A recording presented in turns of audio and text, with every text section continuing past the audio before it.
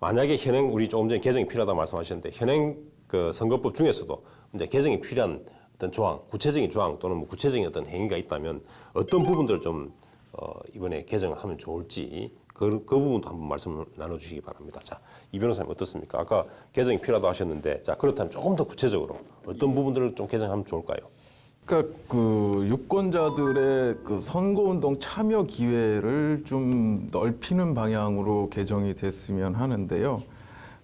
지금 뭐 온라인상으로는 사실 상당히 열려 있기 때문에 특별히 더 이상 운동 참여 기회를 보장할 필요까지는 없다고 보여지고요. 오히려 이제 비방글이나 악의 목적의 허위 사실 유포 행위에 대해서는 처벌이 있어야 되는 부분이 있고요.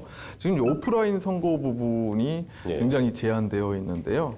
그러니까 자발적인 후보자 측에서 금권, 그러니까 돈을 들여서 내지는 사조직을 활용해서 운동원들을 참여시키는 행위는 규제되어야 되겠지만 자발적인 유권자들의 참여 행위는 오히려 장려할 수 있는 식의 선거운동 방법이 좀 도입되어야 되지 않을까, 또 그런 부분에 대한 연구가 좀 부족하지 않나라는 생각을 갖고 있습니다. 예, 오프라인 부분, 온라인 부분에 있어서는 굉장히 많은 부분들이 이제 사실 오픈돼 가지고 거의 자유롭게 이제 선거는 할 수가 있는데 반면에 오프라인 부분은 너무 또 제약이 심하다. 그래서 이 부분도 조금 더 개방을 했으면 좋겠다는 의견이시고요. 우리 권 변호사님 어떻습니까? 어떤 부분들을 조금 더 우리가 개정한다면 보다 더 선진화된 선거법이 될 수 있을까요? 네, 공직선거법 관련해서 네. 좀 제가 생각할 때 개정이 필요한 부분이라고 생각하는 부분은 사실 공직선거법 제82조의 2입니다. 네. 그 해당 조항은 이제 토론회에서 누가 초청을 받을 수 있는지를 규정하고 있는 조항인데요. TV 토론회. 예, TV 토론입니다. 그래서 비례대표, 뭐 시도의원이나 지방자치단체의 장 선거를 할 때 이제 초청받을 수 있는 후보자를 제한하고 있는데요.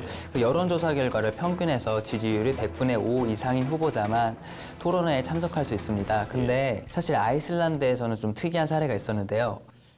그 아이슬란드 선거법 같은 경우에는 여론조사 결과 2.5%가 넘은 경우에만 그 토론에 초청받을 수 있다고 합니다. 근데 한 후보가 여론조사 결과 2.5%를 간신히 넘어서 초청을 받게 됐는데 그때 이제 토론회도 잘 했고 또 여러 가지 선거운동 과정에서 그 장점을 잘 표현했기 때문에 최종적으로는 27.5%라는 득표를 얻고 2등으로 대선을 마무리했습니다. 2등으로 대통령 선거에서. 네, 그렇습니다. 그래서 이와 같은 사례를 봤을 때 사실 5%라는 수치가 어느 정도 뭐 합리성이 인정될 수 있는 수치다 뭐라고 볼 수도 있지만 그거보다 좀 더 낮은 수치에서 결정이 되더라도 이 충분히 여론 형성이나 여러 가지에 면서 많은 영향을 줄 수 있을 것 같습니다. 그래서 후보자로서는 불가피하게 자신의 지지율이 5%가 되지 않는다는 이유로 토론에 참석할 수 없기 때문에 사실 어떻게 보면 평등의 원칙에 좀 위반될 수 있는 소지가 있고 또 자유롭게 또 국민의 정치적인 의사가 표현되어야 된다는 점을 고려했을 때